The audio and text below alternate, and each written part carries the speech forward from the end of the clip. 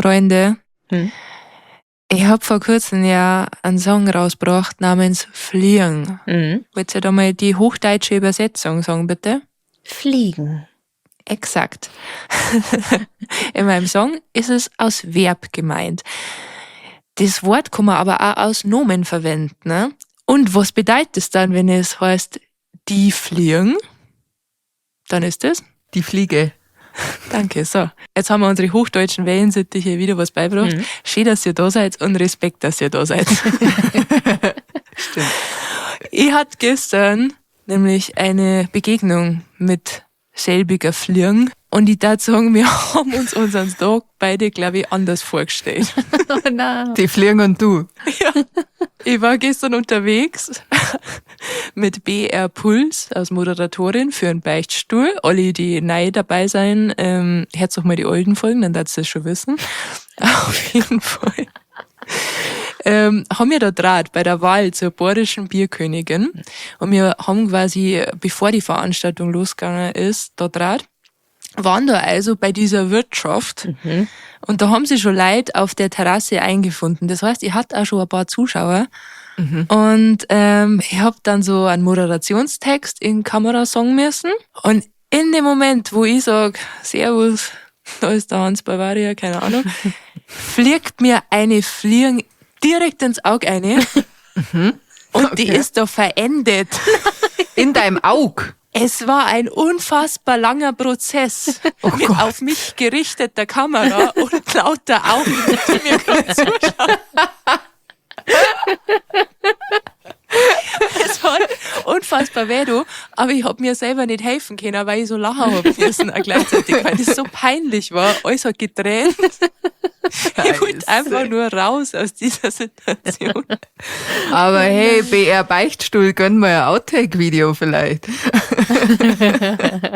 Das hoffe ich nicht. Das Video, das ist was, das schenke ich euch zu Weihnachten vielleicht, Ja, wenn's brauchst nächstes richtig. Jahr. Juhu. Mit Schleife da drumherum. Ja, also rest in peace nochmal, liebe Fliege. Ich wollte das wirklich nicht. Ja, also dann auf die Fliegen. Es tut mir wirklich leid. Prost. Prost. Prost.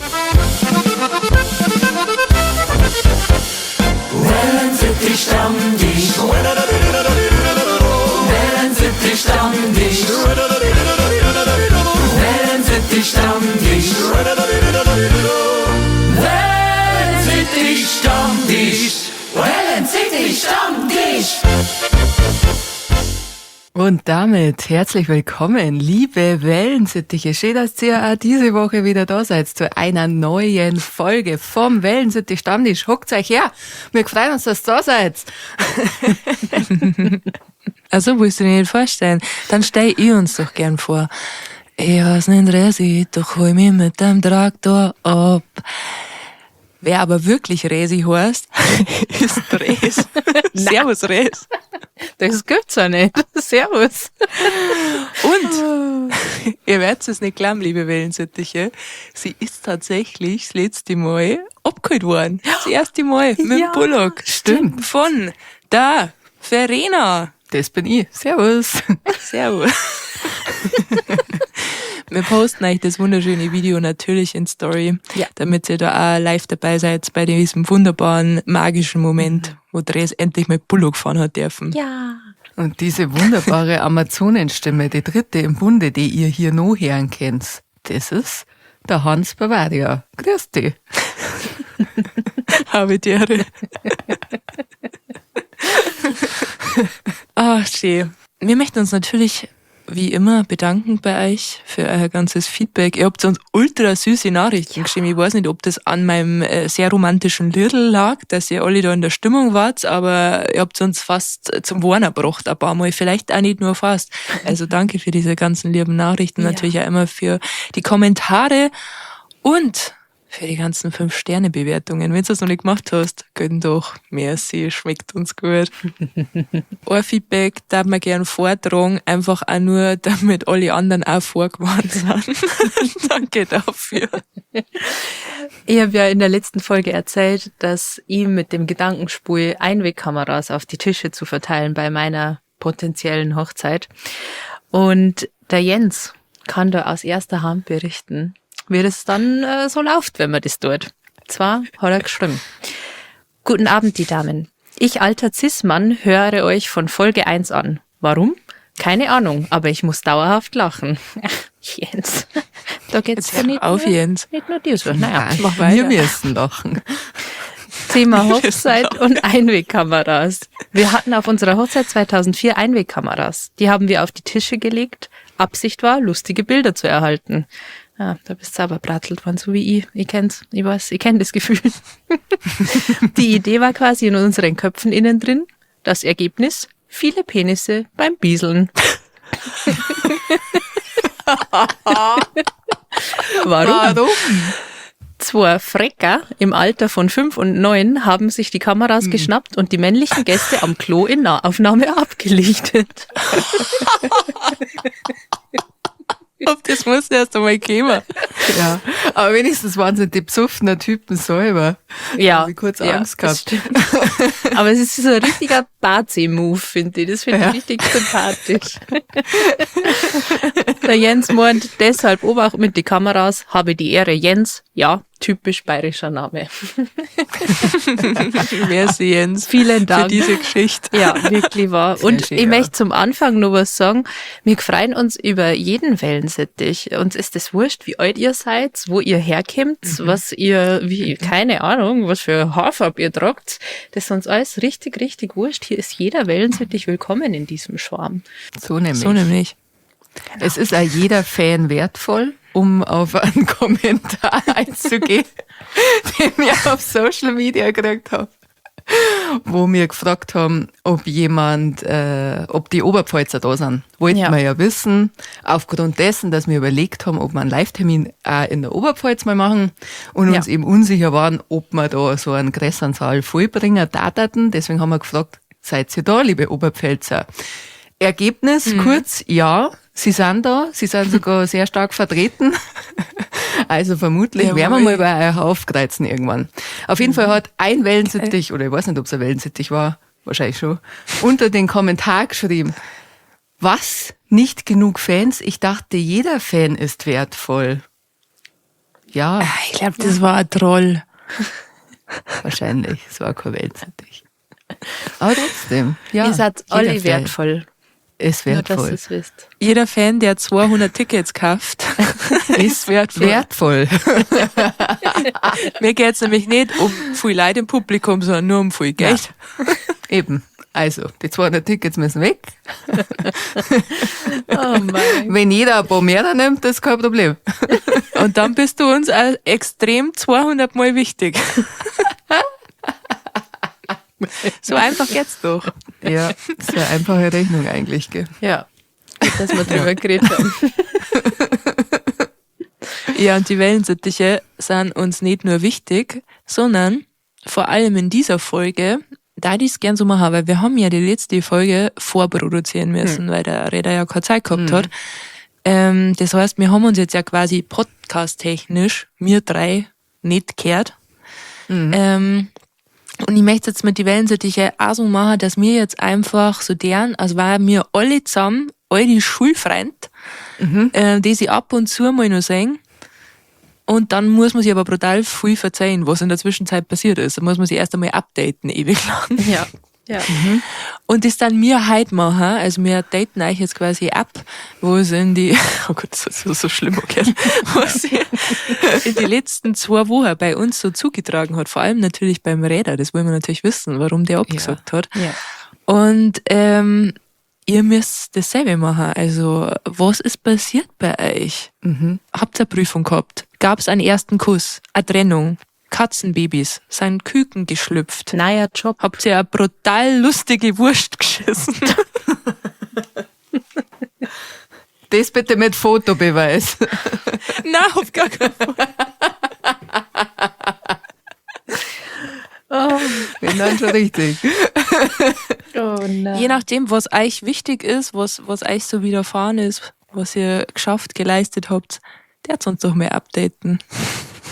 Das war schön. Ja, und in diesem Sinne, Räder, Was war denn los? Also bei mir sind natürlich mehrere Dinge passiert in der Zeit, in der wir uns nicht gehört haben. Als allererstes möchte ich euch berichten, dass ich stolze Mutter bin. Und zwar Von? habe ich eine kleine Cocktailtomate zermatscht und in Erde da. Und die hat so gesprießt, ich habe jetzt 20 Tomatenpflanzl und ich weiß gar nicht, wohin damit. Sie sind, weiß ich nicht, ja, so 5 Zentimeter schon hoch. Ich bin sehr stolz. Das wird Geil. Ich wusste, dass man das so machen kann. ich Ja, wusste das auch nicht. Das hat mir ein Spätzl verzeiht. Und dass das bei ihm hingehauen hat. Und dann habe ich gedacht, was der kann, das kann ich auch. Thema Ego. Da kommen wir später vielleicht nochmal drauf zurück. Und ich habe es ausprobiert und es hat sehr gut funktioniert. Das heißt, es wird diesen Sommer Cocktailtomaten geben, links und rechts. Wahrscheinlich auch sehr viel Tomatensuppen, weil so viel Cocktailtomaten kann man gar nicht fressen, wie ich ernten werde. Wie gut. Ja. Wissenschaftspodcast mal wieder. Aha, voll. Danke, Das dass du ist das für uns alle ausprobiert hast. Sehr gern. So eine stinknormale, geschissene Supermarkttomaten. Ja, einfach zerdatscht und dann halt in die Erden da und dann nicht gießen eine Woche lang, damit die nach unten wurzeln und nach einer Woche kannst du dann das Gießen anfangen und dann sollte es schon sprießen. Aber man ist ein bisschen spät Verrückt. dran jetzt schon. Aber ihr könnt es, wenn es jetzt herz, macht es jetzt noch, vielleicht langt's zeitlich. Hängen da Früchte schon dran? Na. Genau. Dann schauen wir mal. Schauen wir. Wir kommen einfach zu dir zum Ernten. Kind's Oder? auch, kein Problem. Ja. So Erdbeerfeldmäßig. Ja. Beim Räder auf dem Balkon. Finde ich gut. Dann müssen wir es wahrscheinlich so auf so ein Walk-Tor kassiert und so. Da kannst du jetzt auf. Dann müsst ihr schon beim Pflücken fressen, so wie man es auf dem Erdbeerfeld auch immer so macht. machen wir. Einfach direkt in den Mund einernten.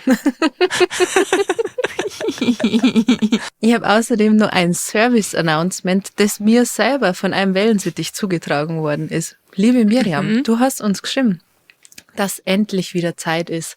Endlich hat mein Leben wieder einen Sinn. Endlich kann ich wieder das Getränk meiner Träume trinken. Es ist der Grimace Shake. Er ist wieder zurück. An alle Grimace-Konnoisseure, rennt's. Es gibt gerade ein Grimace-Menü bei McDonald's mit einem lila Burger, wo der Käse lila ist und Sauce und ein Grimace Shake gibt's auch wieder und ich glaube, eine lila Apfeltasche oder so und nur so andere Kuchenzeigel. Also ja. Also am allerwütendsten vor dem Ganzen macht mir der lila Käse. Das macht mich sauer, wenn ich dran denke. Warum? Weil der Grimace Geburtstag hat, nämlich. Vrini, hast du halt eigentlich auch lila an, weil der Grimace Geburtstag hat oder weil du Therese verführen wolltest? Ich bin der Grimace halt. Ich habe mich in seine Farben gekleidet, damit Dress ober ist. Sehr gut. Kannst du uns Wie vielleicht schaut's aus? nachher kurz allein lassen, Anja?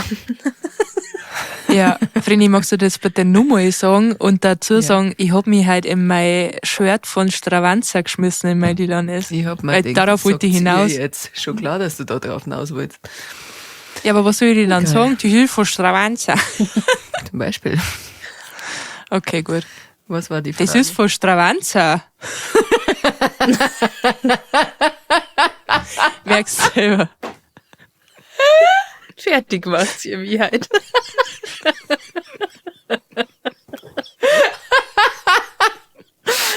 Oh.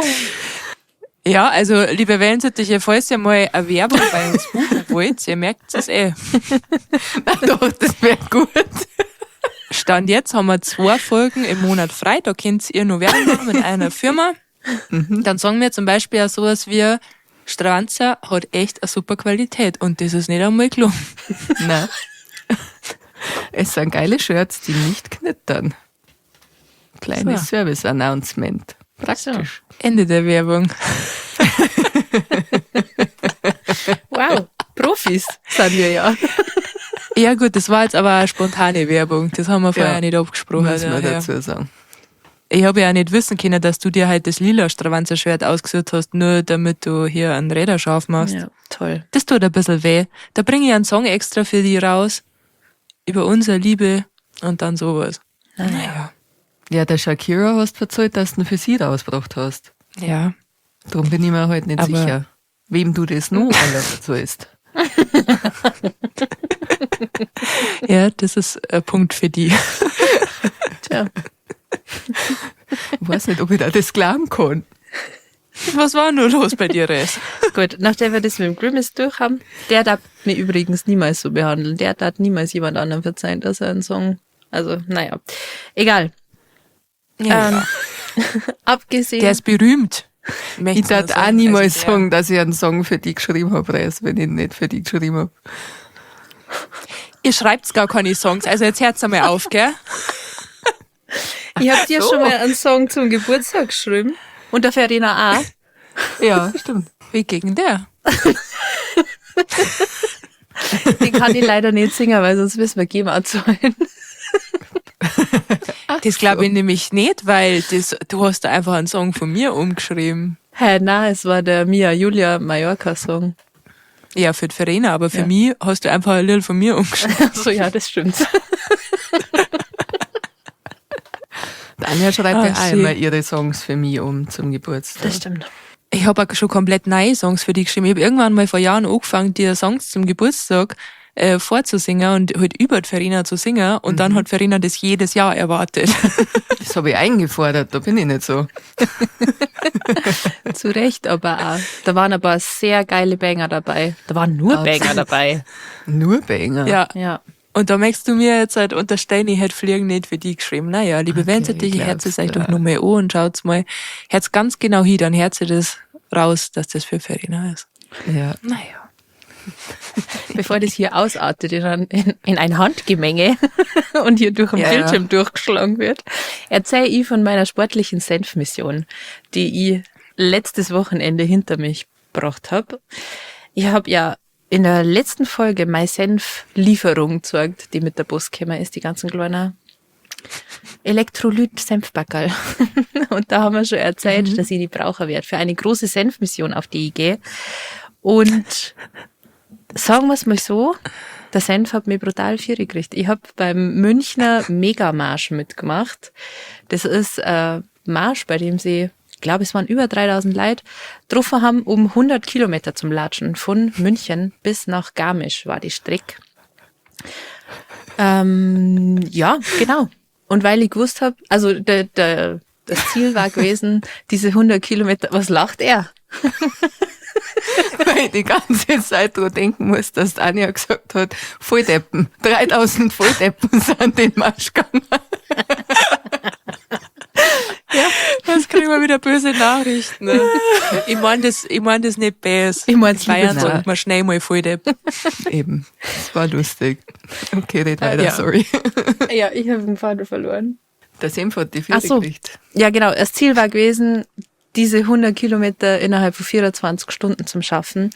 Und mein Ego hat mir gesagt, easy schaffe ich das. Und ich war ja auch gut vorbereitet. Ich habe den Senf dabei gehabt. Was soll dann noch passieren? Wenig, tatsächlich. Wenig kann dann noch passieren. Außer es Wetter. Und das ist passiert leider. Es hat, glaube ich, in Stunde 1 noch angefangen zum Regnen. Ich war noch vor dem ersten Versorgungspunkt, der noch 20 Kilometer kommt, bis auf die Haut batschnass. Das war ein bisschen ungut, aber wie schon gesagt, der Senf. Er hat mich fierig gekriegt. Er war das Licht am Ende des Tunnels. Und ich habe bis Kilometer, ich weiß nicht genau, ich habe mit verschiedene Apps getrackt, bis Kilometer 75 oder 77 oder 73 habe ich durchgehalten. Und dann habe ich ist so aber krass. aufgegeben. Das ist so krass, wir sind so stolz auf die. Ich Ja, bin tatsächlich auch wirklich. sehr, sehr stolz. Danke. Vor allem unter diesen krassen Bedingungen. Ja. Ja, es hat nachts auch noch geregnet. Es waren wirklich schlimme Umstände, schlimme Ja. Zustände waren das. Aber man ist dann so schön belohnt worden mit einem Sonnenaufgang über die Alpen. Das war so toll. Ja, das muss man vielleicht auch noch dazu sagen. Du bist um 14 Uhr gestartet Genau. und dann halt wirklich die ganze Nacht durchklatscht. Ja. Echt krass. Ja, ja, natürlich klären die Pausen um, weiß ich nicht, Socken zum Wechseln, Blasenpflaster aufzukleben, Senf zum Essen oder so. Und sonst aber wirklich die ganze Zeit durchgehe. Ja, und dann irgendwann ist aber leider einfach nicht mehr gegangen. Mir haben meine Füße so extrem weh da. Und dann habe ich mir ein schönes Bankerl gesucht mit Blick auf den Riegsee, glaube ich, war das, oder Verena? Mhm. Du, Ja. ja. Und habe mich dann dort abholen lassen. habe aufgegeben. Aber es war völlig okay. Und es war so, so schön, wie diese beiden Wellensittiche, die hier gerade mit mir am digitalen Tisch sitzen, mich die ganze Nacht begleitet haben. Ich habe nämlich auf WhatsApp meinen Standort teilt. Das heißt, sie haben immer sehen können, wo ich gerade bin. Und sie haben mich Das war so schön. so angefeuert. Das war und so spannend motiviert. war das. Das war war echt so spannend, süß. Ihr habt's mir da echt, das hat mir so einen Schub gegeben, das glaubt ihr gar nicht. Das war richtig, richtig gut. Ja. Wir waren beide ewig auf, weil Anja war Ja. auf Auftritt und ich war im Bierzelt. Das heißt, ich glaube, wir haben uns irgendwann in der Früh um 3 oder halb 4 mal kurz verabschiedet, um zu schlafen. Aber um 8 habe ich schon wieder nachgeschaut, wo du bist. Also du warst bei uns im Gai unterwegs und es war tatsächlich so, dass alle meine Freundinnen und Bekannten in dem Bierzelt auch mitgefiebert haben, weil wir immer geschaut haben, wo du bist. Und immer, wenn ich mal eine Stunde lang nicht mehr gesehen habe und wieder getroffen habe, dann kam wieder, wo ist Dress gerade? Dann haben wir wieder nachgeschaut. So süß. Das war richtig schön. Ja. Ich fand das auch so spannend. Ja, und das hat mir so viel gegeben. Ich will ja euch jetzt nicht komplett den Arsch einschlürfen, aber das war, Doch, krieg Ui. einen in den Darm. Okay. Geh rein. Ist doch gut. Geil. Bist du Kaffee? Ja. Das hat mich so getragen und ich habe mich da so, gut aufgekommen und sehr, sehr geliebt gefühlt. Da bin ich eigentlich sehr, sehr dankbar dafür. Das war ganz, ganz toll. So, und jetzt hören wir auf zum Schleimer. Langt. Okay. Das lieb. Genau. Jetzt sind wir wieder scheiße zueinander. So, jetzt wissen die Wellensittiche, warum ich so viel Senf braucht habe und warum ich keine Zeit Ja. gehabt habe. Denn natürlich hat es von Samstag 14 Uhr bis theoretisch Sonntag 14 Uhr hätte es dauert. Deswegen haben wir leider nicht aufnehmen können. Ich habe noch eine Frage. Ah, Wie viel Senfbagel waren es? eins nur tatsächlich. Nein, das stimmt nicht. Eins. Nein, Drei. das stimmt nicht. Ich glaube 2 oder 3 sogar. Ich muss ehrlich sagen, dass das alles wie ein riesiger Nebel ist. Das war so eine Ja. Ausnahmesituation. Ich glaube, mein Körper hat sowieso überhaupt nicht mehr gewusst, was los ist. Warum schlafen wir nicht? Also ich liebe ja schlafen. Ich brauche meine 8-9 Stunden Schlaf, sonst bin ich kein ganzer Mensch. Wir schlafen nicht, wir gängern die ganze Zeit. Ich habe nicht richtig essen und trinken können, weil mir total schlecht worden ist, sobald ich was gegessen oder getrunken habe. Mein Körper war ich weiß gar nicht in welchem Modus, aber es war auf jeden Fall nicht normal. Und wenn ich mich richtig erinnere, habe ich, glaube ich, 3 Senfbackel gegessen. Okay. Ich will aber nicht liegen, aber ich glaube, es waren 3. Wir haben ein Video gekriegt, wie Therese, ihre Begleitung, ein Familienmitglied, ein jüngeres, gesagt hat auf dem Video, was? Ich will keinen Senf essen. Du isst jetzt Senf. Ja, Das habe ich sehr geliebt. das habe ich auch geliebt. Ich weiß nicht, ob ihr das mitgekriegt habt, aber man hört dann auch im Video, also meine Begleitung sagt dann, schaut das Senfbackel so an und sagt, ach so, Händelmeier. Und dann hört man im Hintergrund jemanden sagen, ach so, der Händelmeier-Senf, oder was? Das stimmt. Doch, das habe ich schon gehört. Ja. Jetzt hast du einen Namen genannt. Ach, Das scheiße. letzte Mal hast du Ja. nur gesagt, du möchtest keinen Markt kennen. Ja, Naja. na. Naja. Also wenn jemand von Händelmeier zuhört, Ja. Sponsoren suchen wir ja, wisst ihr eh. Schreibt uns. Aber wenn auch jemand von Bautzner oder Develei zuhört, Senfmarken aller Art. Dann verbrennt Dres die Händelmeier Senfbackerl. Ja, was das angeht, Ah, bin ich stimmt. offen. Ja, das war bei mir so los. Ich möchte auch noch was fragen zu Ja. dem, darfst du das nochmal machen? Ich habe vorher die E-Mail gekriegt, dass man sich jetzt anmelden kann fürs nächste Jahr. Hast es du? Ich habe es nicht da, aber ich habe gedacht, irgendwie, weil, also ich glaube, ich kann das schaffen, wenn es Ich nicht glaub die auch. ganze Zeit regnet.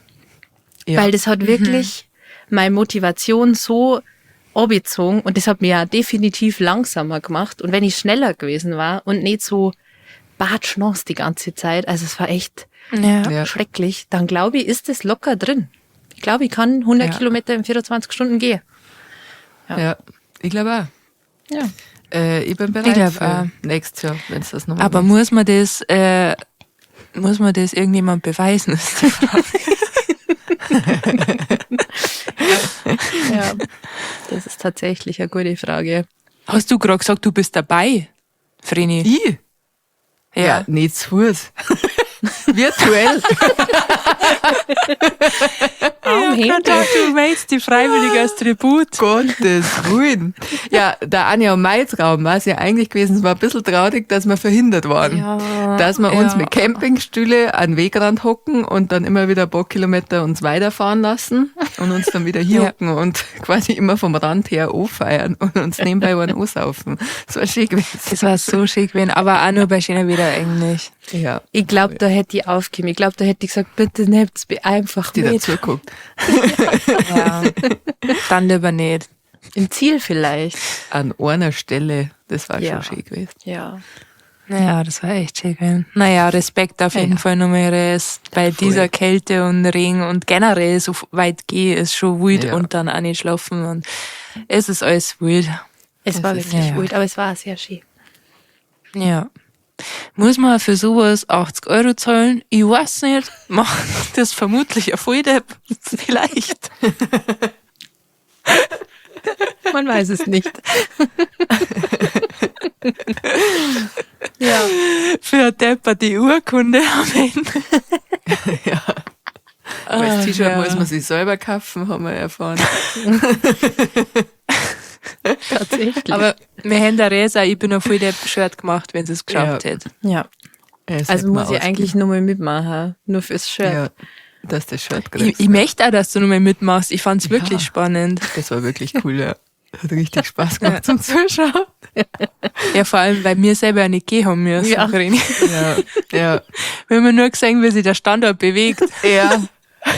Aber weil Dress auch in meinem Guy unterwegs war. Das heißt, ich habe mich da auskennt, Ja. wo sie gerade ist. Und dann Ja. war sie auch noch sehr, sehr nah an dem Bierzelt, in dem ich war. Ja. Und deswegen hat sie das auch so nah angefühlt und so, Ja. als war ich fast dabei.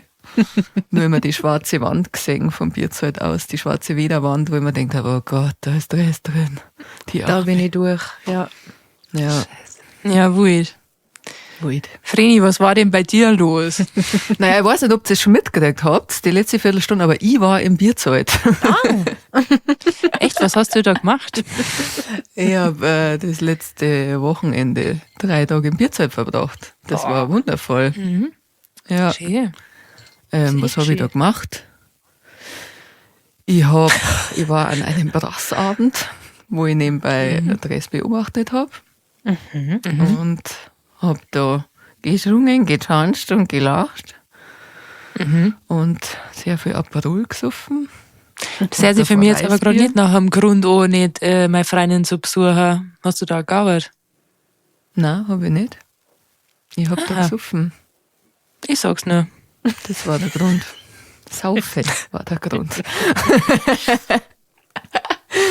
Ja, an der Stelle, wo ich Dres besucht hätte, da war sie ungefähr in der Früh um 4, 5. Ja. Ja, gut. Ich hätte nüchtern bleiben können. Du hättest das auch einfach davor dann irgendwann mal besuchen. Also, ja, Es ist alles Ja. okay. das ist in Ordnung. Halt's Maul, Anja. Vielleicht sollte man noch dazu sagen, dass Dres ja bei mir übernachtet hat. Vor diesem Megamarsch. Ja. Und dort Anja auch kurz noch vorbeigeschaut hat, am Abend vorher. Ja. Und dann habe ich Dres in ihr Bett gebettet, damit sie da sehr Ja. gut schlafen kann. Ja. Mit Und einem dann habe ich Stirnkuss. ihr am nächsten Tag, weil ich ja so eine gute Freundin bin, Ja. ein richtig krasses Powerfrühstück gezaubert, wo sie nur gesunde Sachen gekriegt hat und Bananenmuffins, die Anja am Tag vorher da lassen hat. Die hat gegeben. Ja. Damit dieses Kind hier Power hat für den Markt. Natürlich warst du eine gute Freundin. Und dann habe ich ihr da sogar noch die größte Banane der Welt mitgegeben, die so Das groß stimmt. war wie ihr Unterarm, Ja. damit sie fürs Losmarschieren gerüstet ist. So viel zum Thema gute Freundin. Genau. Ja. Naja. Der Papa hat ja arbeiten müssen. Irgendjemand muss ja arbeiten gehen, Ja, der Papa. damit ich mir euch leisten kann. Ist halt so. Ist halt so. Der Alleinverdiener. Damit ich 80 Euro für einen Megamarsch ausgeben kann. Genau. Ja. Genau. Deswegen hat der Papa im Burgenland in Österreich Tschicke Zacke schreien müssen. Aber an sowas denkt ja junger Leute ja nicht.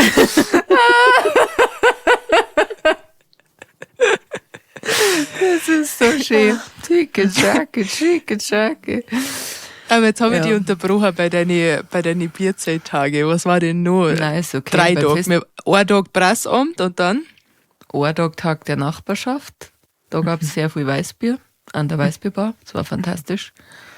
Oder auf Und gute einen Tag- Nachbarschaft Weißbier gesoffen oder was? Auf jeden Fall. Nicht nur auf gute Nachbarschaft. Und dann war ich noch beim Festzug und habe Festzeichen verkauft. Weil ich nett bin. Deswegen schon wieder. Fleißig. Wahnsinn. Selbstlos einfach. Irre. Wie du das aushältst. Ja. Und ansonsten habe ich noch meine Wand gestrichen. Diese hier hinter Ja, mir. wir sehen's. Die man Schaut gut aus. jetzt gar nicht mehr sieht, weil es ist dunkel. Aber es geht vielleicht bis sie. Okay, für die das Video schauen, die haben es vielleicht gesehen. Ich habe hier meine Studiowand. Sehr gut. Eine schmale Wand in meinem Schlafzimmer ist meine Studiowand. Die habe ich gestrichen. Damit es hier cool ausschaut im Hintergrund. Nein, damit ich mich hier Ja. wohlfühle in meinem Büro. Genau. Ich habe auch einen brutalen Hintergrund. Naja. Seid froh, dass wir überhaupt ein Video kriegt. Einfach mal dankbar sein. Ja. Haben wir letzte Folge schon gehabt. Es hat sich übrigens auch, haben sie mehrere Wellensittiche bedankt, dass wir so gütig Na, waren. echt. Und Aber wie trotzdem süß. eine Folge im Voraus aufgenommen haben, damit es hier Folgen gibt. So gern. So sind wir zu euch. Wirklich gern. Für euch wirklich Genau. gern. Ja, Anja, was hast denn du erlebt in all dieser Zeit? Ja, ihr habt das eh mitgekriegt, liebe Wellensittiche, weil wir es hier auch tausendmal erwähnt haben. Ich habe einen neuen Song rausgebracht, namens Fliegen. Den habe ich nicht für diese Fliege geschrieben, Sondern für mich. sondern für die Verena. Wobei vielleicht soll ich ihn jetzt halt als Gedenken durch der Fliegen widmen. Find schon, Das ja. finde ich fies, wenn du den im Nachgang wem anders widmest. Ja, aber ich habe ja nicht damit rechnen können, dass auf meinem Körper jemand stirbt. Naja, Naja, das war Downer. Wie geht's weiter? die hat halt einfach auch noch was vorgehabt. Und Die hat wahrscheinlich du daher? das Gulasch nur auf dem Herd und auf einmal. dann fliegt's in mein Batzelauge rein. Oh, Ähm, das musst du erst einmal treffen, das Batzelauge. Ja. Da haben wir vor der Aufnahme erst drüber geredet, dass ich meine Augen so klar finde. Also da musst du erst einmal das Pech haben, dass du dann da auch noch einfliegst. Ja, ansonsten hatte ich, wie gesagt, eben einen Auftritt auf einer Malle-Party im Burgenland. Das war cool. Die Leute waren voll on fire. Die waren wahrscheinlich vor allem on fire, weil sie gedacht haben, jetzt kommt der Micky Krause auf die Bühne, aber dann war es halt doch ich. Nein, sie haben wirklich auch bei mir sehr gut mitgemacht. Danach ist dann der Micky Krause gekommen. Ja, und ansonsten hat die noch eben den Dreh mit dem Beichtstuhl bei der Wahl der bayerischen Bierkönigin. Die Wahl haben wir nicht mehr mitgekriegt, aber wir haben davor mit der damals noch amtierenden Bierkönigin geredet und mit der Weinkönigin und mit die 3 Hallertauer Hopfenhoheiten. Und ja, hab da gefragt, was so ja, peinliche Erlebnisse etc. waren bei denen in der Amtszeit. Da derzeit auf jeden Fall auf die Videos gefreut, haben ein paar lustige Geschichten erzählt. Und ich hab tatsächlich aber die ganze Zeit Drohdinger müssen. Vreni, darf man es verzeihen? Ja. Ich muss auch schon Die die ganze ganze Zeit drüber denken. Ja, ich hab die ganze Zeit gedacht, oh Gott, Verena hat sowas auch mal mitgemacht. Ja, magst du das verzeihen, Ja. Vreni? Ich wollte mal Milchkönigin werden. Das war, mei, das ist ja schon so lange her. Wann war das? Jetzt verzeih, Oma, verzeih. Wir hören die Geschichte so gerne von der Milchkönigin, von der Milchköniginnenwahl. Ich glaube 2019 war das, oder? Da habe ich mich tatsächlich als Milchkönigin beworben. Weil ich das cool fand, so, dass man halt umeinander kommt. und so verschiedene Messen, Reisen, whatever macht Ja. in die Richtung. Ich war zu der Zeit auch beruflich ein bisschen unglücklich und habe mir gedacht, ach, das wäre eine gute Exit-Strategie und vielleicht lernt man da ja auch die ein oder andere Person kennen, die einen guten Job für einen hat. Naja, Als Kur. als cool, ja. Verena, Geil. du erwähnst zurzeit sehr oft, dass du gerne eine Kur werden willst. Wir machen uns Sorgen, War so Verena. gerne Kur. Ja, Ja, okay. ja. Aber der Job als Kur ist halt echt schlecht zahlt. Deswegen Ja, ist das er stimmt. nicht der Traum. Ja, du warst ja gerne arbeitslose Kur, oder? Ja, aber irgendwie muss man sich ja seinen Lebensunterhalt Okay, verzeih bitte einfach weiter. sichern. Reden wir nicht länger drüber. Ja gut, viel mehr, da gibt's eigentlich nicht zum Verzeihen. Ich bin's nicht geworden, Spoiler. Ich bin aber im Nachgang ganz froh, dass ich es nicht geworden bin. Ich fand die Veranstaltung, wie soll ich sagen, Na, sag's noch. Ja, schwierig, da habe ich nämlich dann immer drüber müssen. dass ich die Veranstaltung schwierig fand. Ja, das kommt immer drauf an. Also jetzt speziell da, es gab da halt eine Endauswahl, ich glaube, wir waren zu 7 oder so. Und man war dann halt da, am ersten Tag hat man sich quasi getroffen und hat dann da jeder schon mal ein Fotoshooting gehabt. Und dann haben wir noch einen Schminkkurs gehabt. Oh, Und ja, dann- Das oh wäre ja Gott. so wild, dass ihr einen Ja, das ist Schminkkurs echt wild. hatte. Ja, auch Was dachte ich soll das? Ihr sollt doch was über Milch erzählen. Wieso keine Rhetorikkurs, ja, wäre sinnvoll gewesen. Naja, Ja. egal. Auf jeden Fall gab es einen Schminkkurs. Es waren alle schon geschminkt, weil man hatte ja ein Fotoshooting. Jeder hat schon eine Tonne Farbe im Gesicht gehabt. Und dann sowas. Naja, Die egal, Fotos, auf die hast du ja jeden nur Fall. geliebt. Die Fotos, meine Güte.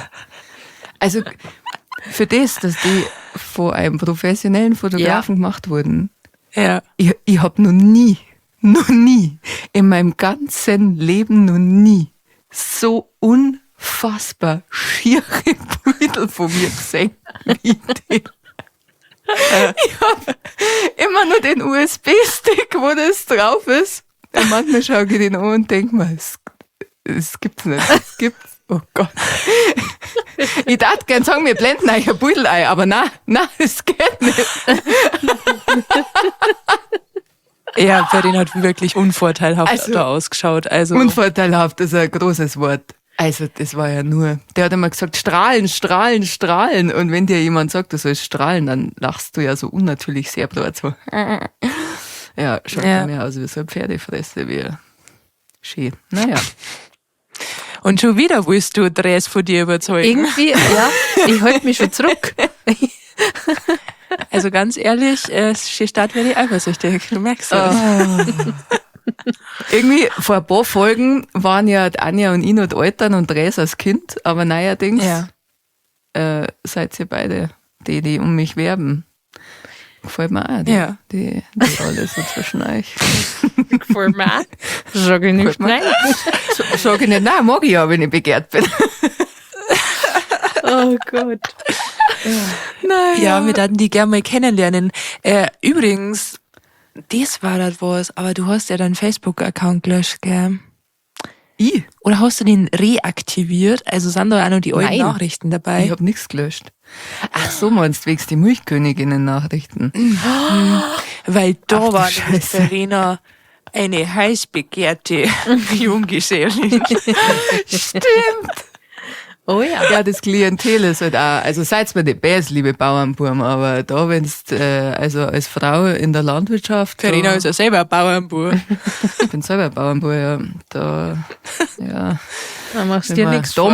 damals hat's ja noch gezahlt, wenn man Kuh melken kann. Heutzutage ist das ja hinfällig, weil der Roboter Kuh melkt, aber damals war das noch krass. Ja, Mein Schäumer, es war ja noch alles anders so.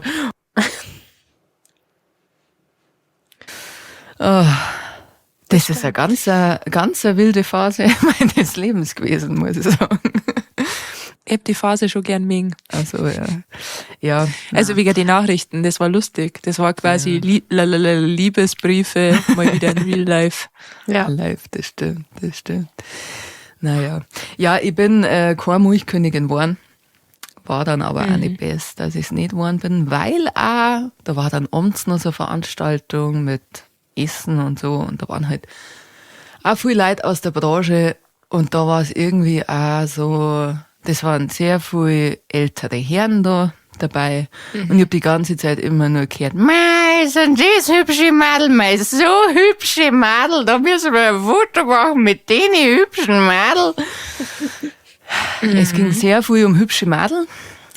Da habe ich mir, also ich war da 25, da war mein erster Gedanke, also Mädel passt jetzt auch nicht mehr ganz. Erstens und zweitens waren wir ja eigentlich wegen einer bestimmten Sache da, nämlich, dass man die Milchwirtschaft nach außen repräsentiert und vertritt. Und das war irgendwie ein fader Beigeschmack. Also ich muss sagen, dass ich das zu der Zeit gar nicht so kapiert habe, erst im Nachhinein, aber ich habe mich da schon unwohl gefühlt. Also irgendwie, Ja. ja. Du bist doch auch gefilmt worden, an das habe ich denken müssen. Ja. Da bist du doch dann so von unten nach oben gefilmt worden. So, Ja. wenn es darum geht, was ich zum Song hab und dann werde ich gefilmt und dann wird von die Viers bis auf gefilmt, dann Genau. geht's glaube ich nicht darum, was du zu sagen hast. Gefilmt. Ja, das war also alles irgendwie in wie sagt man, alles in Verbindung miteinander. Das hat mir im Nachhinein gar nicht so ein gutes Gefühl. Ich will das jetzt auch nicht schmälern für alle, die das gemacht haben und danach machen und so weiter. Also ist mit Sicherheit auch auf jeden Fall. Also du bist wirklich bei coole Sachen dabei. Du bist bei so viel so politische Veranstaltungen auch, wo du jetzt so normalerweise nicht hinkommen darfst und so. Also man macht da schon richtig coole Erfahrungen auf jeden Fall. Ja. Und mit spannende und interessante Leute zusammen. Das war eigentlich das, auf das ich auch Bock gehabt hätte. Aber wie gesagt, es hat ein bisschen einen Geschmack gehabt, irgendwie so im Nachhinein. Naja, Ja, dann hoffen wir mal, dass das jetzt nicht mehr so ist. so nämlich. Das war die Geschichte von der Oma von früher. Mei, schön, danke. Gerne. Meine Lieben, der Song, jetzt sind wir hier abgedatet. Unsererseits von den Hauptsittichen aus. Aber wie gesagt, schreibt uns doch gern, was war bei euch los? Was hat der Schwarm erlebt? Ja, was war beim Schwarm los? Gefreut uns auf jeden Fall. Zu lesen. Und wir kommen jetzt zu einer Runde, die 3 Besten, die 3 Schlimmsten. Die 3 Besten, die 3 Schlimmsten. Oh nein, leck mich fett in die Fressen geschissen. Und da die heute gern Dinge von euch wissen oder Aktivitäten, bei denen euer Ego sagt, ja, das kann ich Quiz schaffen, genauso wie Drehs bei die 100 Kilometer in 24 Stunden. Versus die Sachen, die ihr euch niemals zutrauen darf. Reis, magst du starten? Jawohl. Ich fange an mit die 3 Dinge, bei denen mir mein Ego sagt, das kannst du locker. Auf Platz 3. Ich hab's schon vorweggenommen. Es ist der 100-Kilometer-Marsch. Mein Ego sagt mir, ja, das ist drin. Ja, das kannst du. Die Leute, die Volldeppen, die mit dir da an den Start gegangen sind, sind dein Kaliber.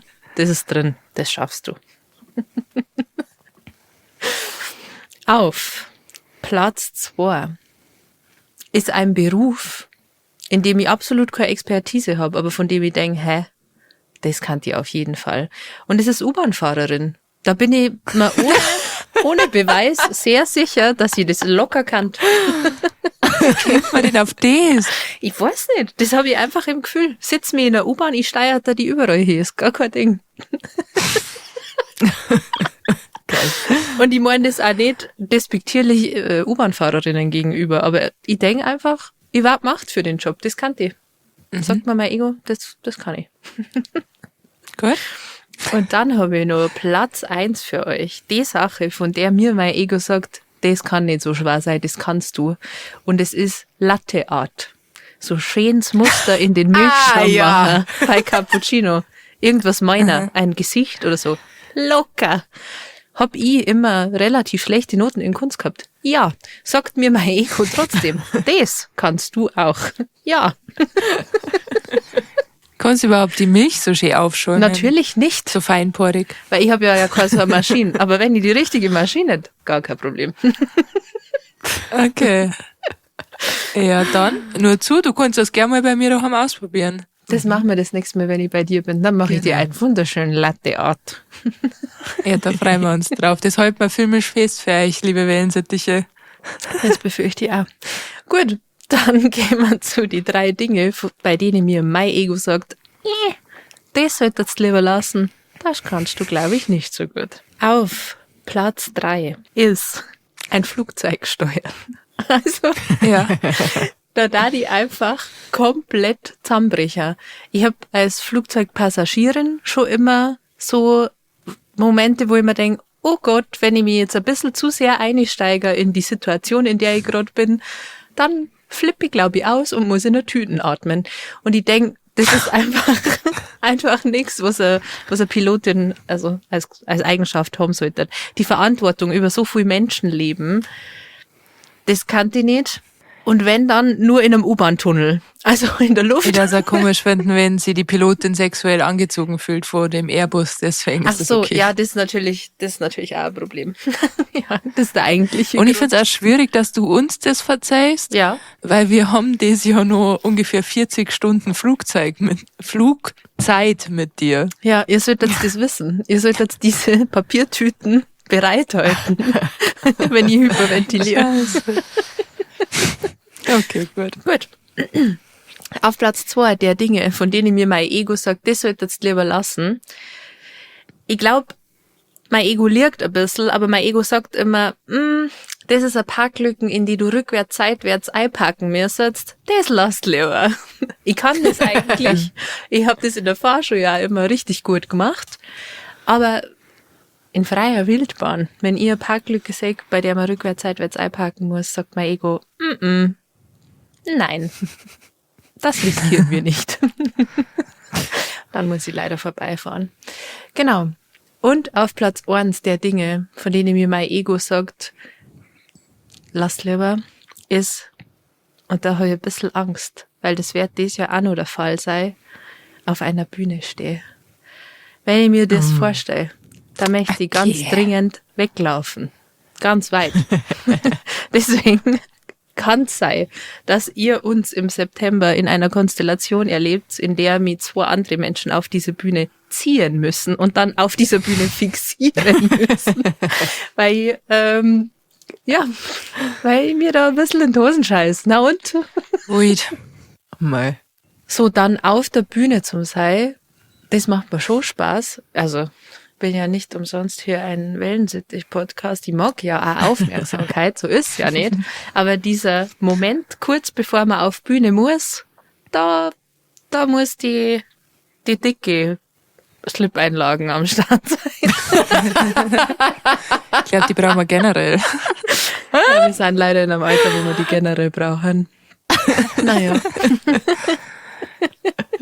Okay, das wäre schon. Ja, Die Wellensittiche geben dir so einen brutalen Applaus, dass du dann wahrscheinlich nur bei den Augen ausläufst. Oh. Da bin ich mir sicher. Das sind ja alles lauter liebe Leute Das mit stimmt. so einem guten Geschmack. Wow. Ja, kannst du nicht sagen. Und einem guten Humor. Das außerdem. Ja, schön. Doch, also ein paar Sachen habe ich sehr nachvollziehen können. Ja. Ein paar nicht, aber ich sehe die jetzt halt schon mit deiner Zweitkarriere als U-Bahn-Fahrerin. Das liebe ich. Aber da müsst ihr vielleicht noch ein bisschen undeutlicher reden für die Durchsagen dann. Ja, stimmt. Ich arbeite an mir. Sehr gut. Vreni, was ist denn bei dir? Ich fange an mit 3 Sachen, bei denen mir mein Ego sagt, das kannst du auf jeden Fall professionell machen. Und zwar auf Platz 3 Schauspielerin sei. Ich mein, schaut's mir doch an. Ich bin geboren für vor die Kamera. Ich frage mich, Ja. warum Hollywood mich noch nicht entdeckt hat oder zumindest Rosenheim Frech. Cops oder irgendwie sowas. Ja. Komplett ohne Schauspielausbildung. Klar. Ja. Also, ich kann's. Sagen wir uns ehrlich, ich kann's. Ich sehe die als Kopf. Doch. Seht ihr, wie muskulös mein Unterarm ist?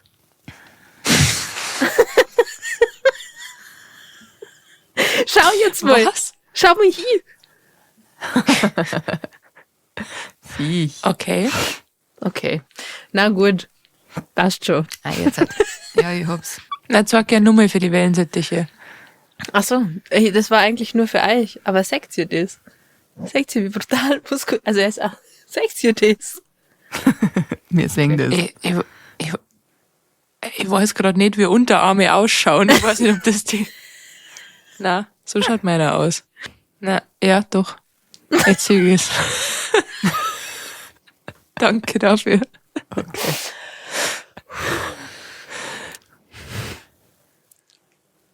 Wo waren wir? Bei den in meinem Kopf. Ach so. Du willst was erzählen, dass du Schauspielerin werden willst und der Rest hat erzählt, So dass sie der Arnold Schwarzenegger von Okay, Niederbayern okay. ist. Genau. Entschuldigung. Deswegen kannst du die von Oberbayern werden, wenn du magst. Ist okay. Ja, da kommen wir später noch dazu. Okay. Bei die Rosenheim-Cops waren wir.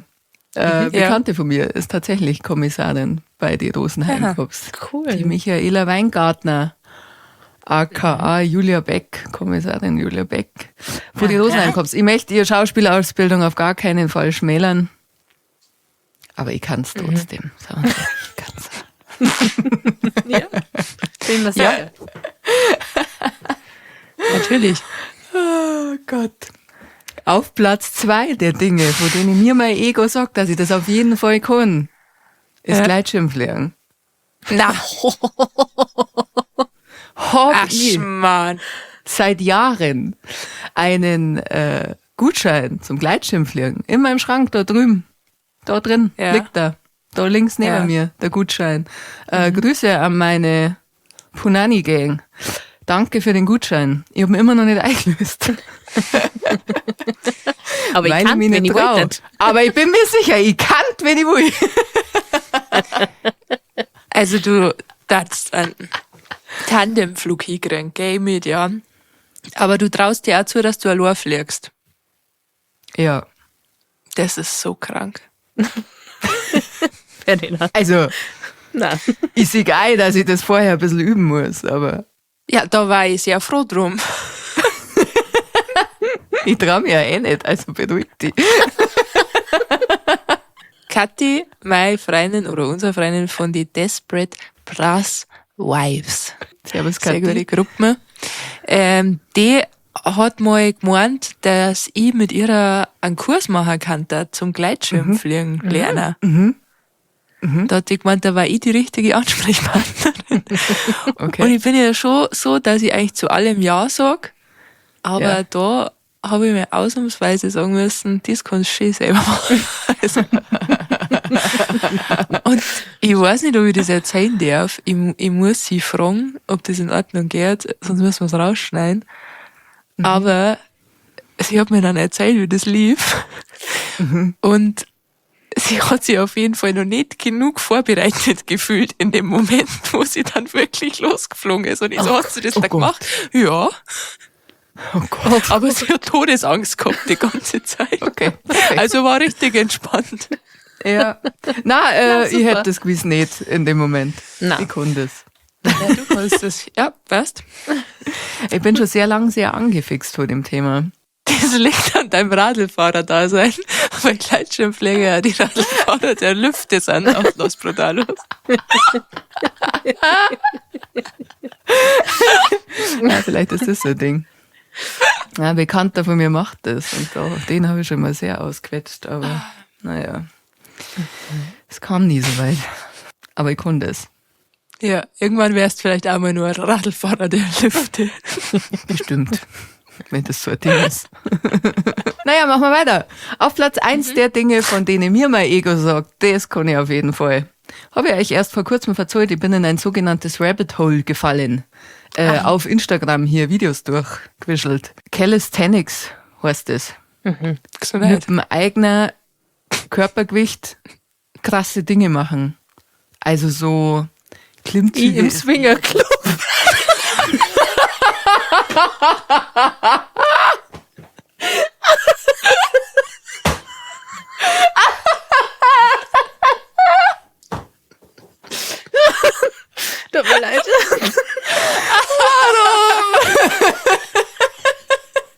Den habe ich nicht liegen lassen können, es tut mir leid. Der war schön. Ja. Ja. Okay. Nochmal. Mit dem eigenen Körpergewicht krasse Dinge machen. Nein, eigentlich ist so Handstand und an so Sprossen wenden, sie hochziehen, abstützen. L-Sit. Man sitzt am Boden, tut die Hände neben den Arsch quasi und hebt sie hoch, also Gesäß und Beine in die Luft. Ich schaue die ganze Zeit Videos an und ich bin jetzt schon dafür überzeugt, dass ich das kann. Ich habe es noch nicht mehr ausprobiert. Sagen wir uns ehrlich, ich werde kläglich scheitern und dann drauf schirmen, dass meine Arme zu kurz sind und das deswegen nicht gehen kann. Aber Hast du nicht sogar in diesem Podcast mal erzählt, dass du gerne einen Handstand kennen darfst? ja, doch. Aber dadurch, dass ich das immer anschaue, habe ich das Gefühl, dass Du wärst besser. ja, ich werde besser, ich werde wirklich besser, ich konnte es schon fast. Oh Gott, ist das schlimm. Ich darf die Nein. auch feiern. Ja. Ja, Mehr als wir beim Gleitschirmfliegen. das erinnert mich wieder daran, wie ich das letzte Mal einen Handstand probiert habe. Das ist ungefähr ein halbes Jahr her im Urlaub, wo ich quasi an der Wand mit meinen Beinen hochgewollt. Also mit dem Gesicht zur Wand. Ich erinnere mich. Aufstehen, mit den Beinen hochgehen. Naja, also lass 20 Zentimeter gewesen sein, die ich hinaufgekommen bin, um dann runterzufallen und voll auf mein Knie zu krachen, bis dann ein paar Tage lang weh da hat. Ja. Ja, das war der letzte Handstandversuch. Es tut mir leid. Aber ich kann Calisthenics, glaubt Ja. jetzt mal. Ja. Ja, mir klamm's. Dann kommen wir zu 3 Dinge, wo mir mein Ego sagt, das kannst du auf gar keinen Fall. Ja. Auf Platz 3, Ärztin sein. Kann die Ja. auf überhaupt keinen Fall, Verstehe. weil ich mir nicht zutraue, dass ich in kritischen Momenten die Kompetenz abrufen kann, die ich in dem Fall haben muss, weil da hängt ja eine krasse Verantwortung auch dran. Ja. Und ich neige auch dazu, dass ich impulsive Entscheidungen triff und so. Und es oft so ist, wenn mir jemand eine Frage stellt, irgendeine fachliche Frage auch, dass ich dann irgendwas antworte und mir 5 Minuten später, wenn ich dann ein bisschen Zeit gehabt habe, dass das sagt und ich ein bisschen drüber nachdenke, ich mir dann denke, ah, nein, das war jetzt ein völliger Schmarrn, den ich da gesagt habe. Und das dann nochmal revidieren möchte. Deswegen, glaube ich, ist für die Menschheit besser, wenn ich keine Ärztin werde.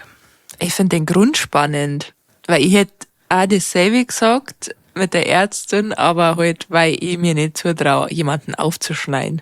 Weil ich das eklig finde. Ich darf einfach aufschneiden, dann darf ich komplett in den Bauch reinkotzen und dann darf ich weglassen. Ja, Ich glaube, so stellt sich keiner sein OP vor. ja, das stimmt. Ja, soweit habe ich jetzt gar nicht gedacht, aber war jetzt auch nicht mein Favorit irgendwie. Na. Eklige Wunden anzuschauen Ja, weh. oder Weiter. Leute aufzuschneiden. Na, okay, weiter.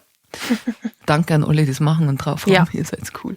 Kuss und Danke an Gruß. alle, die es machen als Arzt. Wir meinen nicht Serienkiller damit, falls du die Ja. Ansprache fühlst. Ja. Auf Platz 2 der Dinge, die ich auf gar keinen Fall kann und auch nie kennen werde, ist Achterbahn fahren. Nein. Nein! Mein Herz Ich bricht. hab's ich weiß. Du denkst da, dass ich das kann, aber ich kann's nicht. Ich hab da Ja, ich denk panische schon. Angst davor, wirklich. Oh nein. Sobald ich in so einem, also ist nicht so, dass ich nicht schon mal Achterbahn gefahren wäre, aber meistens dann, weil ich mich halt überreden hab lassen oder so. Oder Leute gesagt haben, das ist nicht schlimm. Und sobald diese Achterbahn losfährt und die einen so da diesen Berg aufzieht oder so, wo es dann wieder runtergeht, das sind die schrecklichsten Sekunden meines Lebens gewesen, weil ich da so eine krasse Panik hab und da nur drin hock und die Augen aufreiß und meine Zähne zusammenbeiß. Das ist alles, was ich da mache. Ganz kurz. Das ist dieselbe Frau, die vor 5 Minuten gesagt hat, sie kann Gleitschirm fliegen. Ja, das ist Okay. was anderes. Na gut, passt schon. Okay. Da kann Na, ich selber wirklich entscheiden, wann ich den Looping mache. Alles klar. Und in der Achterbahn bin ich so ausgeliefert, weil ich kann aus der Situation nicht weg. Ich muss die Ja, Fahrt verstehe. aushalten. Ja. Und das finde ich richtig kreislig. Okay. So schnell kann man jetzt aus der Gleitschirmsituation, glaube ich, auch nicht weg. Lebendig, aber ja. Da kann ich landen, weil das kann ich ja. Ja, Okay, Entschuldigung. in Ordnung. Ich verstehe das Problem nicht. Da bin ich ja selber am Steuer. Ja. Und auf Platz 1 der Dinge, die ich auf gar keinen Fall kann oder kann, ist Fallschirmspringer oder Bungee-Jumpen. Da tut man auch Gleitschirmfliegen, ich kann nicht mehr. Ja, aber du bist erst im freien Fall. Wie eklig ist denn das? Ich bin doch beim Gleitschirmfliegen nicht im freien Fall, Freund. Da springe ich nicht aus dem Flugzeug raus. Ja. Da nehme ich Anlauf am Berg runter und gleite sanft hinein in die Luft. Das ist was anderes, wie wenn ich aus... Aber das ist doch was anderes, wenn ich im freien Fall bin. Also bitte. Okay. Wir rechnen raus, du magst einfach keine Geschwindigkeit, du magst kein so ein Adrenalin. Höhe macht dann nichts aus. Höhe ist mir wurscht. Aha. Es geht um Kein die Mensch hat sich über Geschwindigkeit. Höhe beschwert. Ja, Okay. ja. Aber was hat man denn gegen ein Looping dann, wenn man keine Höhenangst hat? Dass man über Kopf ist. Dass man in einem engen Wagen hockt, wo man die ganze Zeit Angst hat, rauszufallen. Aber dass man nicht weg kann aus der Situation, wenn man möchte. Dass man nicht sagen kann, brems. Ich finde das so Hör auf, ich möchte aussteigen. Ist wurscht, wir reden Nummer 3. Es ist in Ordnung. Ja. Dass ihr aus einem Flugzeug springen. Also zu Fallschirmspringermäßig oder Bungee-Jumpen? Bungee-Jumpen finde ich noch krasser. Wenn es dann wieder so hochschwingt und wieder runter. Ja, ich habe ja so eine Höhenangst, die mich dazu treibt, zu springen. Ich kann gut springen, ich bin eine super Klippenspringerin. Ja, Weil so du hab ich als runter Kind willst gemerkt, quasi. weil ich runter will, ja. Ach krass, na das traue ich mir ja nicht so Klippen. Bevor ich da länger auf so einem 10-Meter-Bredel stehe, mehr hätte ich lieber runterspringen, weil dann ist vorbei. Echt? Ach Gott, ich darf einfach Treppen wieder runtergehen. Nein, da habe ich nämlich auch Höhenangst beim Treppen runtergehen. Ach so, na gut. Verstehe. Das ist ganz schlimm. Krass. Nein, also ich hätte schon Bock, mal einen Fallschirmsprung zu machen. Das Einzige, was mich davor abschreckt, ist am Ende das Gleitschirmfliegen.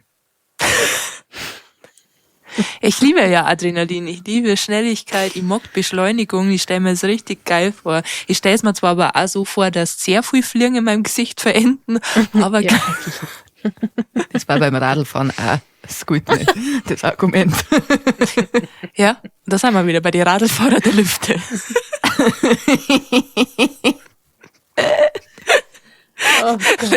Kannst du dir das trauen? Ich weiß nicht.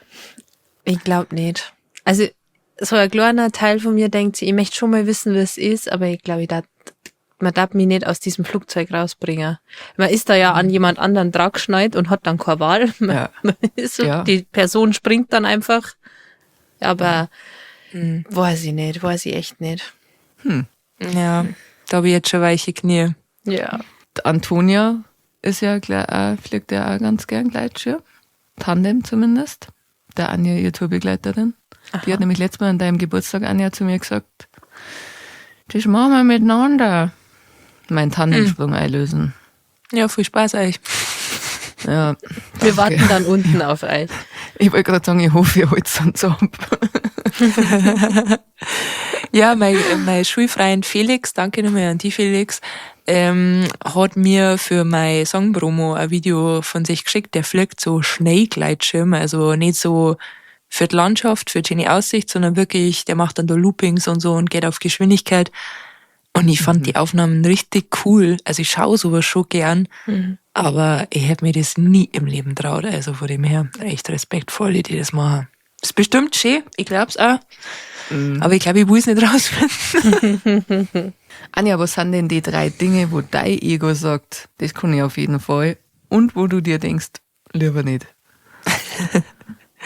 Also, auf Platz 3 der Dinge, wo mein Ego mir sagt, das kann ich auf jeden Fall, obwohl ich es noch nie ausprobiert habe, geschweige denn in der Nähe davon war, ist Wasserskifahren.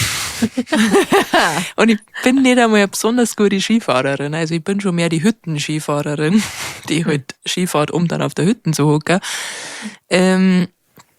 Also wahrscheinlich da das nicht einmal 1 Sekunden aushalten, aber in meiner Vorstellung fahre ich da ja mehrere Minuten. Das wundert mich voll, dass du das noch nie ausprobiert hast. Hast du das schon ausprobiert? Ja. Echt? Ja. Ja. Na, wirklich? Also wie gesagt, ich war noch nicht einmal irgendwo dabei, wo das gemacht worden war oder wo Krass. das irgendjemand gemacht hat. Ich hab's keine Sekunden ausgehalten, falls sich das beruhigt. Aber ich war ein sehr kleines Kind. Ach so, okay. Wir sind mit der Schule mal in so einen Park gefahren, in so einen Wasserpark. Da waren, Wasserpark ist nicht das richtige Wort. Das ist in Österreich, da sind so verschiedene Seen und bei einem See ist halt so eine Anlage mit dabei, wo du Wasserski fahren kannst. Und da bin ich Knieboard und Wasserski gefahren. Und das hat beides richtig, richtig Spaß gemacht. Es war nicht einfach, aber so nach dem 2., 3. Mal hat sie gehauen. Es war sehr, sehr cool. Ja, vielleicht probiere ich das den Sommer mal aus. Ja. Weil, was heißt ausprobieren? Ich kann es ja schon. Eben. Aber Du machst das, wolltest du sagen. ich mach's halt mal wieder. Auf Platz 2, da wo mein Ego auf jeden Fall sagen darf, dass ich das kann, ist Großkatzen zähmen.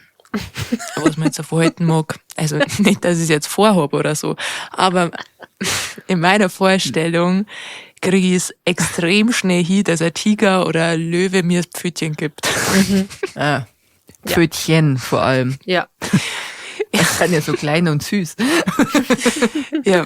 Da muss ich an mich denken, weil ich habe ja als Teenie ganz viele Pferdebücher gelesen und war aber nie auf einem Pferd. Aber in meinem Kopf war ich die beste Reiterin auf der ganzen Welt. Ja. Und so stelle ich mir das bei dir auch vor. Ja, ich stelle mir das dann auch so vor, dass der Löwe mich sieht und dass er sich dann unfassbar gefreut. Und dann stellen wir das Video ins Internet, dann warnen Leute, weil sie Ja. es nicht fassen können, was für Beziehung Ja. ein Tier zu einem Menschen haben kann. Ja. Liebe auf den ersten Blick. So war das. Und niemand kann mir was anderes erzählen. Ja. Und auf Platz 1 der Dinge, wo mir mein Ego sagt, das kannst du auf jeden Fall, ist jedes Instrument zu lernen. Jedes. Okay. Und zwar innerhalb von schneller Zeit. Also ich weiß jetzt nicht, Violine oder so vielleicht ein bisschen länger, aber sonst so, also in meiner Vorstellung verbringe ich so mein komplettes Alter, dass ich ständig random Instrumente lerne und ich weiß nicht wieso, weil sowas passiert immer, wenn ich irgendwas suche, dann lege ich Dinge irgendwo hin und es liegt halt neben mir. Ich habe diese Liste schon davor geschrieben.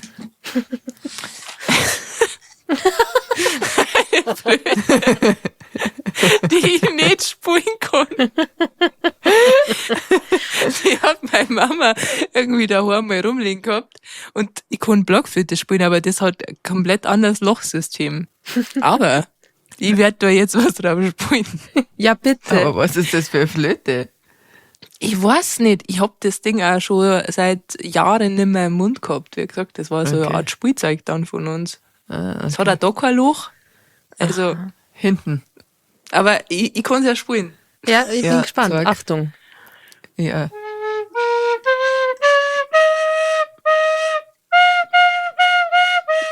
Wundervoll. Ja, und so weiter.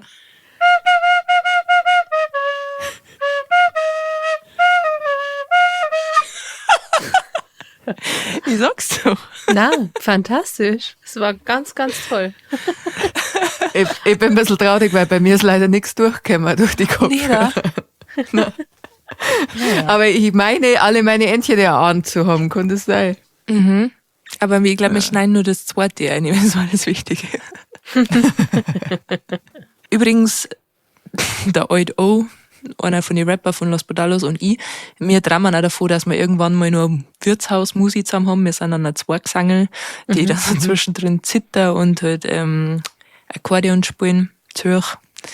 Wir kennen das beide nicht, aber wir haben beide so ein riesen Ego, das uns sagt, dass wir das sehr schnell lernen können und dann auch gleich Auftritte haben. Also freut euch auf diese Auftritte. Da wird ein schöner Frühschoppen, da wird aufgespielt.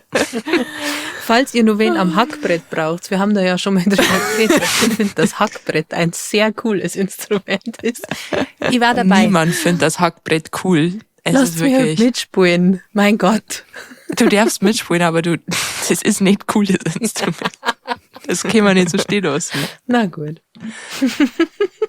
Was ich mir auf gar keinen Fall zutraue, ist auf Platz 3 eine Stange hochklettern. Ja. Das wird nicht passieren, dass ich das schaffe. Ich kann zwar Calisthenics, aber eine Stange komme ich auch nicht auf. Okay. So. Rest kommst du eine Stange auf? Auf gar keinen Fall. Aber wir sind immer noch sehr interessiert daran, eine runterzurutschen bei der Feuerwehr. Also lasst uns gerne ein, danke. Ja, danke. Auf Platz 2 ist das, was Dres jeden Oktober macht. Das finde ich einfach nur sowas von krank. 1 Monat lang auf Zucker und Kaffee und auch Alkohol, glaube ich, Ja. zu verzichten. Also vor allem wegen am Zucker und wegen am Kaffee.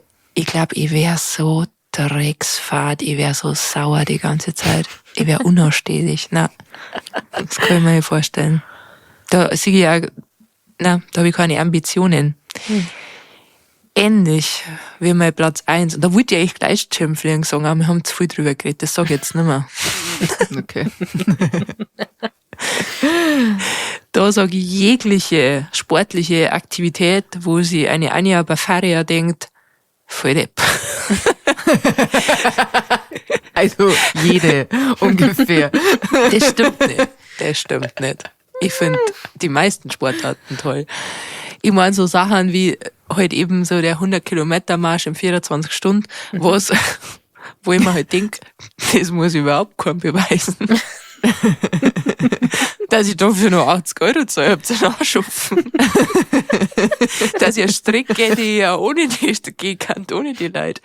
Ja gut, aber ich verstehe schon den ganzen Gedanken dahinter. Ich möchte es gar nicht an sich schlecht drehen, aber es ist einfach nichts, was ich mir zutrauen darf und was ich mir auch, also das beleidigt mich ja nicht in meinem Kopf. Also jetzt sind da vielleicht ein paar da so wie undiszipliniert, keine Ahnung was, aber ich habe keinerlei Ambition, einen Triathlon zu schaffen. Es ist mir wurscht, ob ich das kann oder nicht. Ja. Und deswegen, also alles, was da dazugehört, Marathon, Triathlon, keine Ahnung was, Stand jetzt, traue ich es mir nicht zu und es ist mir wurscht. Das finde ich fair. Ja. Das mit der Stange hochklettern, das finde ich nach wie vor ein bisschen schlimm, weil das ist ein Kindheitstrauma von mir, wenn wir schon mal, glaube ich, erzählt haben in der Folge. Daher, Nicht nur deins. das hätte ich schon gern noch kennen. So, das war jetzt richtig schön. Und jetzt würde ich sagen, küren wir noch den. Wellensittich der Woche. Piep, piep, piep. Ach, leg mir doch an meiner Kloake.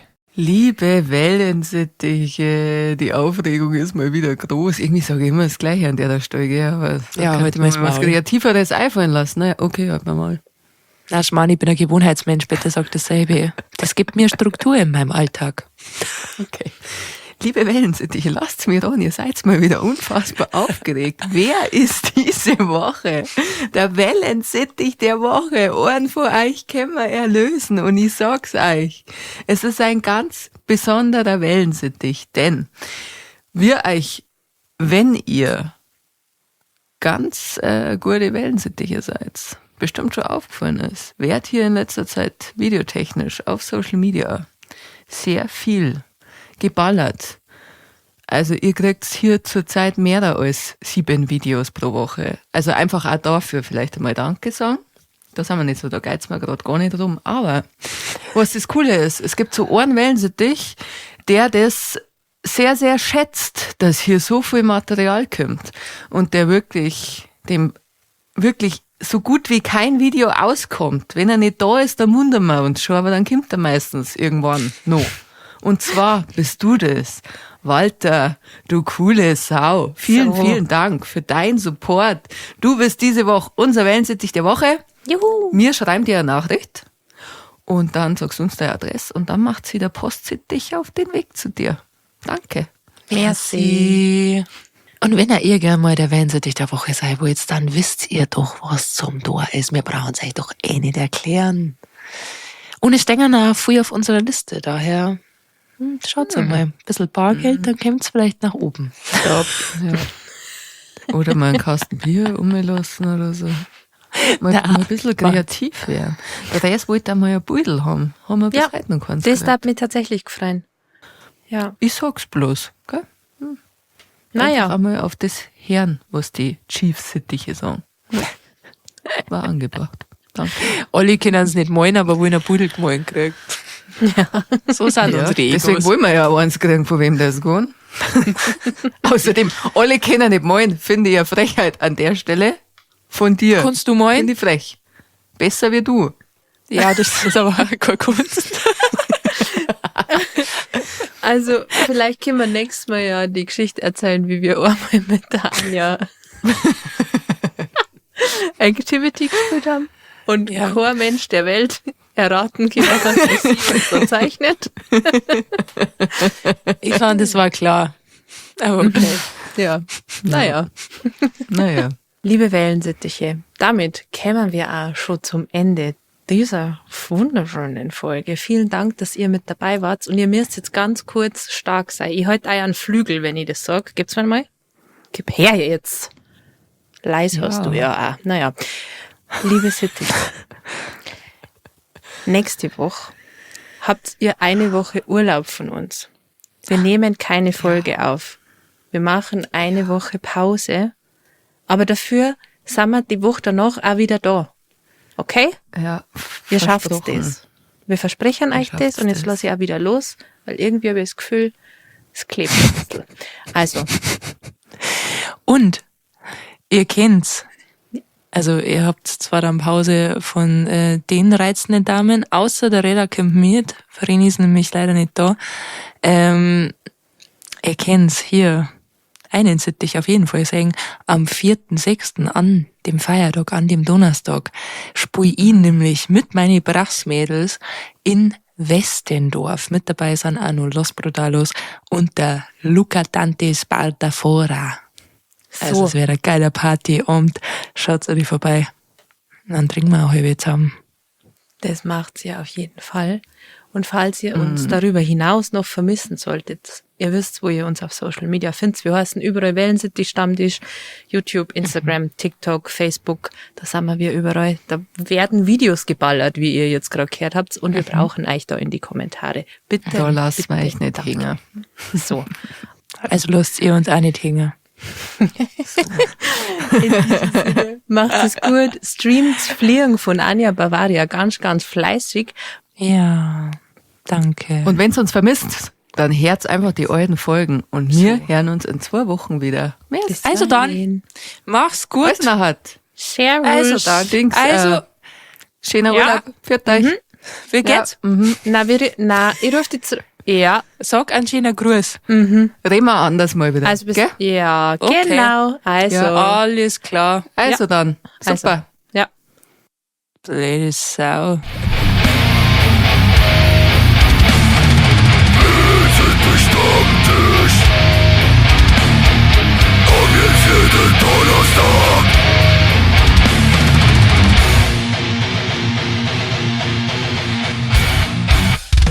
Also na, sowas hörst du nicht. Voll Teufel, schalt aus das Klump jetzt.